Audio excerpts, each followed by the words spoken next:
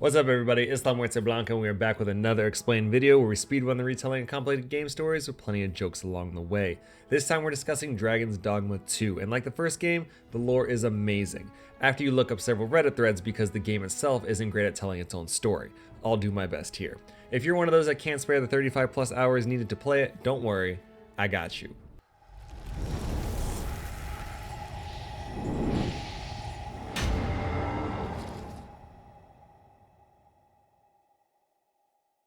This game does share themes from the first game, so make sure you check out my Dragon's Dogma Explained video if you have no idea what's going on. We start at a coronation event in Vermund's castle, and Captain Brant, aka Idris Elba's medieval cousin, introduces you as the sovereign. Or at least you think it's you. Spoiler, it's you. You walk up to your throne, grab your wine because it's a party, and just as it's about to get lit, this Buzz Killington paranormal voice thing freezes time, and says in confusing old English, "Arisen. If you want to see the true world, demonstrate your will and alter fate." Then you pass out because reasons? Probably had Jesus juice in that cup. You're now in some random jail, make your character in the image of everyone's favorite unknown YouTuber, and Tom Segura here is ordering pawns to follow him with his rock candy staff. The Arisen ended up in a pawn internment camp, and shortly after going to work, oh shit! A Medusa? Overseer Tom sends some pawns to fight, they get tossed, he runs like a bitch, but the Arisen and his Neanderthal eyebrows don't play that shit. The homie grabs a weapon, starts swinging, immediately realizes how poorly optimized this game is on PC, and starts swinging again in a lower resolution. Eventually, Medusa slithers away, and during this commotion, the ghost of Obi-Wan randomly appears and tells the Arisen to dip before realizing he lost his memory. Worry not, you need only believe in the Force. I mean, your own destiny, Arisen. Obi-Wan uses his medieval Force powers to break the spell Rook 2.0 is under, and they're out. Overseer Tom chases after them, and the Arisen takes an Assassin's Creed leap of faith, lands on a fucking griffin, and just flies away. Griffin flies halfway across the map until boom! Thing gets fucking skewered and falls out of the sky. Because plot armor, of course the Arisen's okay, but oh shit, the demon water spaghetti thing got Rook. This is the brine, or the excuse Capcom baked into the lore so they wouldn't have to add swimming mechanics. More on this later. Just then, Vermund soldiers show up, act like Rook didn't just get swallowed by the liquid shadow realm, and escort our guys to their camp. When they get there, the pawns greet the Arisen, show him the magical rock of pawn respawn, and have him summon his main pawn, mage and healer extraordinaire, Mahatma Pandey. Only the Arisen can summon pawns, but the soldiers thought the Arisen was at the capital. Soldier Justin, with two N's because Capcom was too busy creating microtransactions to notice typos, tells the Arisen to head for Melv. It recently got torched by a dragon, which might help with the memory loss he's been dealing with. The Arisen recruits a couple more pack mules, pawns, cosplays a Fable bandit, and finally gets to Melv, which is now a giant pile of rubble. As he explores, he starts having a heartless stroke while voices in head start talking shit. Dude collapses and has a flashback to Melv getting completely fucked by this big ass dragon. Dragon goes after dollar store Katniss, dude's like fuck that, dragon says shoot fly don't bother me, and then proceeds to fucking roast our guy. Toasty! Homie tries to get up like, just a flesh wound. Until the dragon rips dude's heart clean out of his chest, talks shit like he's Jabba the Hutt.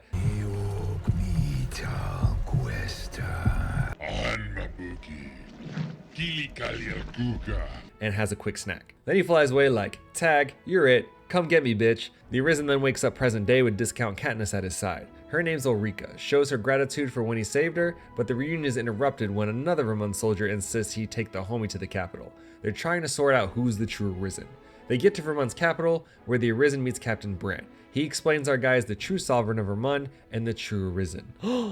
But we already knew this. Brant says some time ago our guy confronted the dragon in Melv, became Arisen, and was to become the sovereign, ending the consul's rule.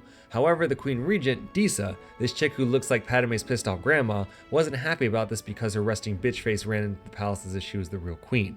She's hoping to pass everything off to her son and continue her family's reign. Because of that, this bitch abducted the Arisen while he was still recovering, stole his memory with a curse, and sold him to Batal slavers, which is how he ended up at the work camp.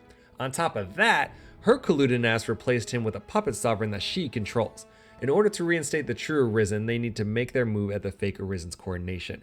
In order to get to that, Brant says our guy has to contribute to Vermund's prosperity and get invited by doing things like beating up monsters, breaking the magistrate out of jail, don't be suspicious, don't be suspicious, and finding evidence of Disa's collusion. The Arisen also runs into Disa's son Sven, who agrees to help him out because, well, his mom's an asshole. Kid legit looks like he's straight out of a nursery rhyme, probably jumps over candlesticks. With the fresh Thelonious fit, the Arisen finishes his errands, but Brant pulls an uncle, hits him with the "One more thing! And now the Arisen has to attend a masquerade because we're ripping off the Witcher.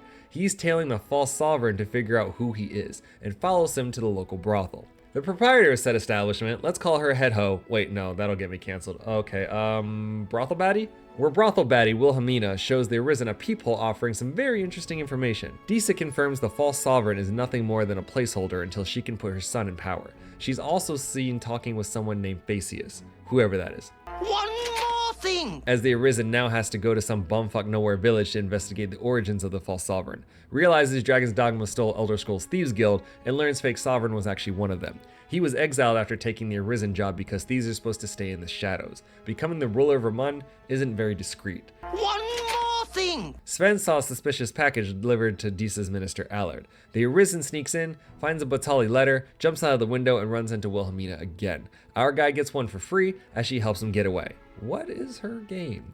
Brant says the letter is from the neighboring country of Batal. Sus, because there is no official business between the two nations. Batal is offering the power of the Godsway and wants Disa to secure Melv. Naturally, Brant sends the Arisen to investigate Melv, but first he has to stop to save Legolas's cute sister and helps Wilhelmina expose Allard's corruption and kill him? What? Well, she's been after Allard ever since he killed her parents, and repays his Sagat-looking ass with their experience, if you know what I'm saying.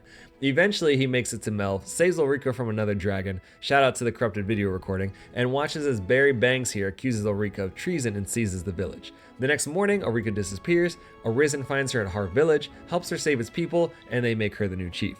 Finally, the Arisen has done enough random tasks to get invited to the coronation. He puts his fancy clothes on and heads for the castle, but as they get close, oh shit, Pondy starts losing it. He begs them to leave. He can't control his body and hears voices commanding his will. Brant's like, ah shit, that must be the God's way, as they decide to retreat. Meanwhile, at the coronation, Sven watches as the fake sovereign commands the pawns with the same glowy rock candy thing Tom Segura had at the work camp.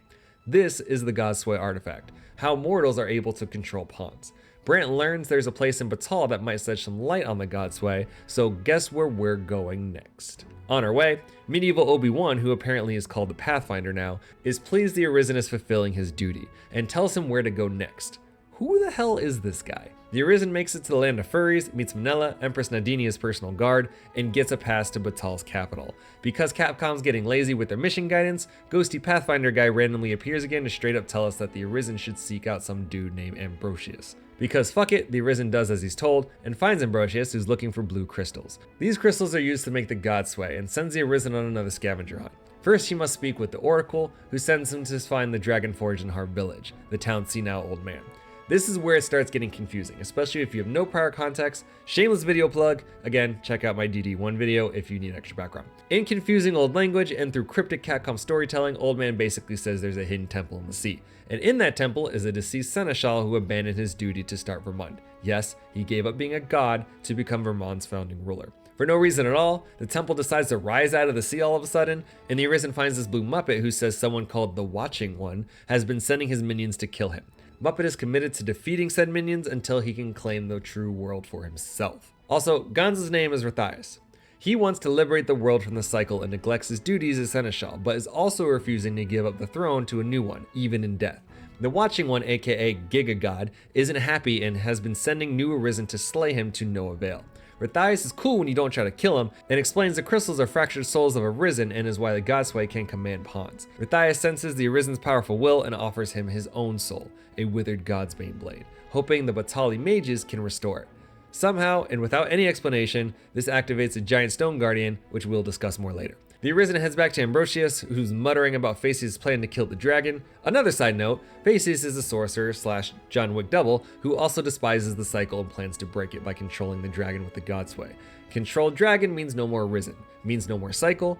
This is also the same Theseus who provided Disa with a Godsway of her own. Ambrosius gets a hard-on when he sees the Godsbane blade and says he can restore it if the Arisen brings him Worm's life crystals, or the crystallized blood of lesser dragons. So the Arisen heads on a quest to murder giant flying lizards, but on his way solves the riddles of this big titty peacock lion lady, but then kills her anyway because loot, goes full irony mode by getting this bandit arrested, but then breaks him out of jail, kills his boss, but then convinces him to live an honest life, helps the pointy-eared hippies again by taking Sister Elf on a quest to steal soil from a dwarf so they can save save a tree, assists a mercenary who's very likely from Wakanda, foil another decent side plot, and saves Empress Nadinia from multiple assassination attempts. Finally, the Arisen takes the crystals back to Ambrosius, who restores the God's Bane. He's hesitant to give it to the Arisen until Pathfinder phases in true Obi-Wan fashion goes, "This is not the sword you're looking for." Straight mind controls dude into giving up the blade as Pathfinder tells the Arisen to make for Moonglint Tower. Meanwhile, Phaetus and his Godslayer are also headed for Moonglint and are being pursued by this big ass statue the Arisen activated back in the temple. The Arisen does what he does best, climb the monster and stab it until it dies, and the whole thing comes full circle when the Arisen follows Phaetus back into the internment camp. Phaetus is behind the camp as well, and using the Godsway to control the pawns into excavating Moonglint Tower. This is where he plans to summon the dragon, control it, and end the cycle. As the Arisen pursues them, he runs into Killmonger again, who wants a real fight. Yeah, about that. Thief OP! Shout out to Masterful Kill. Also found it funny that when we brought him back to life because we're a merciful Arisen, all he says is, You got me. Really? The Arisen presses on to find Phaetus summoning the dragon. Phaetus all up his own ass talking shit and not realizing his rock candy staff can only control and summon lesser dragons. Then Big Daddy Dragon falls out of the sky, crushing and barbecuing everything. It's a miracle Phaetus is alive. Just like in the first game, side quests matter because whoever you have as the highest affinity will be selected for a very important choice. And despite the fact that we helped Ulrika become chief of a brand new village, allowed Wilhelmina to get revenge for her parents, and saved not only the Lady Elf herself but also her sacred tree, the dragon thinks we're a furry and has Empress Nadinia. The dragon offers a choice: sacrifice the Empress and be free to live, or stand and fight. If the Arisen offers the sacrifice to the dragon, they get the bad ending. They're crowned as the Vermont sovereign, but he's a lonely boy and lives a hollow life.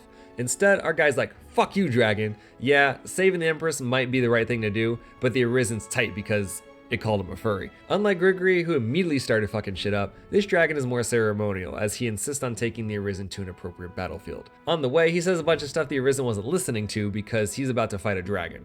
And when it gets to the battlefield, says, too late. Now we have to fight and continue the cycle. Dragon continues to talk as you're fighting it. Of course, you're not paying attention to what it's saying because, again, you're fighting a fucking dragon. But essentially, it credits Matthias for figuring out there's a greater power pulling the strings, wanting to see the cycle continue. And if the Arisen continues to fight for the current world and hasn't seen the truth yet, then they are a fool. While the Arisen stabs the dragon in the head, let me explain. But also understand a lot of this is up to interpretation because Capcom can't tell a cohesive story and Reddit nerds will never agree.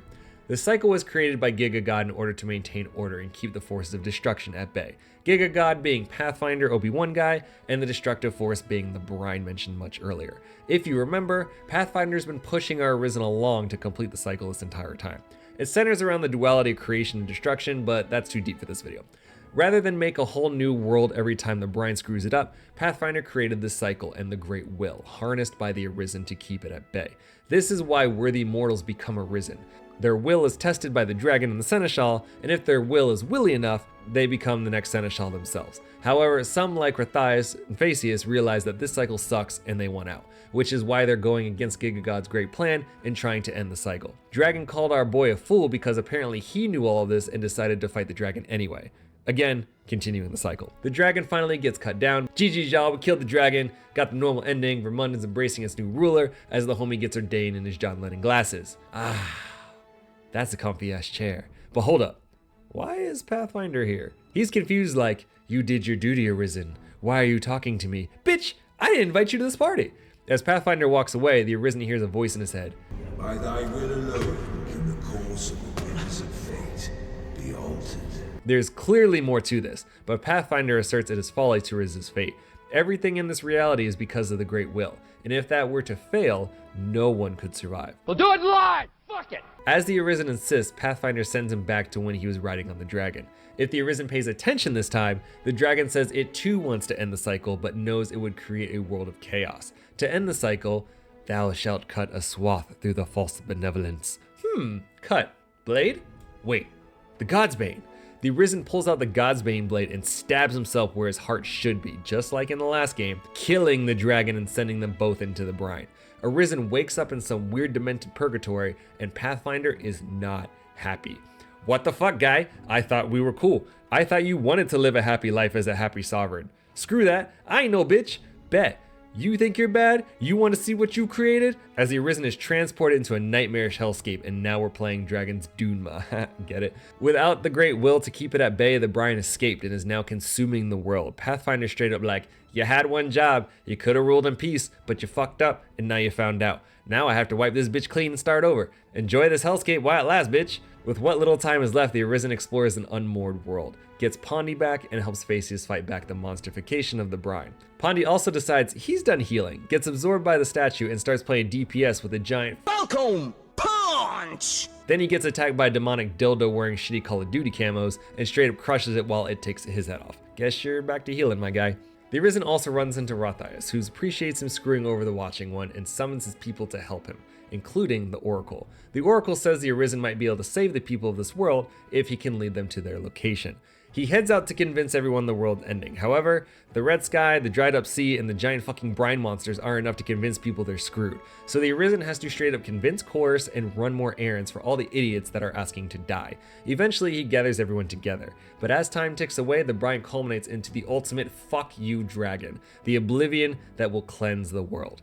Then Pondy starts going mad and turns himself as if he got caught by the dragon's plague. But this time, he's able to control it?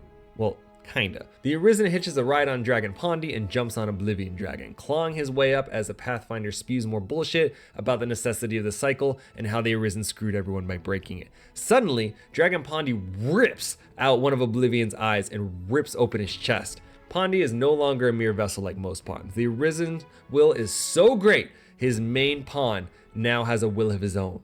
Will is power! The power to shape the world as you desire. The power to tell God and fate to go fuck themselves. Just as he's finishing his inspirational speech, Pondy, no! The Arisen then pulls the God's Blade out of his ass, dives down, and spears Oblivion. As the brine dies, so does the Pathfinder. The cycle and the duality that maintain it are no more as a new world dawns. In this new world, Sven rules Vermund with Brant by his side, Wilhelmina's rolling solo in the woods, Melv is still fucked, the elves continue to obsess over trees, Killmonger is still working for Facius, Irony Bandit finally decides to leave gang life behind, and Empress Nadinia continues to rule the land of furries, while also making sure to remember the Arisen, who saved her life more times than she probably deserves. Finally, we see Har Village's senile grandpa setting sail in the brineless sea, probably off to go find Bitter Black Isle too. And that's Dragon's Dogma 2. Shout out to my dearest friends, Lady Persian, Legolas's cute sister, and Dollar Store Katniss. My most loyal allies, Dark Gandalf, BDSM Thelonious, and Magical Daddy Issues. And of course, the real MVP himself, Mahatma Pondy, who healed my Leroy Jenkins ass for 186 days. Some heroes don't wear capes, but this one does. Shameless plug number 2, he's fully decked out and knows all the spells, so if you need a healer, look my boy up. He's currently looking for work as I play other games. If you enjoy these videos, be sure to like, subscribe, and hit that notification bell, or don't. I'm not going to tell you how you live your life. Don't forget to let me know in the comments what other games you all want to see. We've already done a ton of other Explained videos, so make sure you check those out as well. I'm La Muerte Blanca, and I'll catch you guys next time.